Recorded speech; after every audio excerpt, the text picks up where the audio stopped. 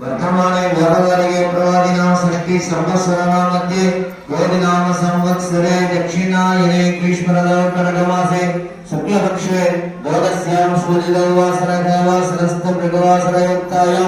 पूर्वाषाढ नक्षत्रयुक्तायां शुभनक्षत्र शुभयोग शुभकर्णयोगुण सकल विशेष वशिष्ठायामस्यां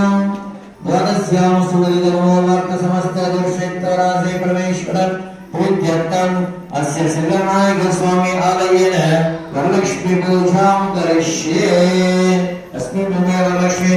ध्यायामि वरलक्ष्मी आवाहयामि आसनं समर्पयामि पादयोगपाद्यं समर्पयामि अर्घ्यं समर्पयामि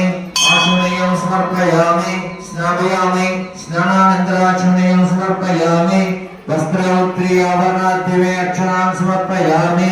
गन्धान्धारयामि अन्तःश्रावरे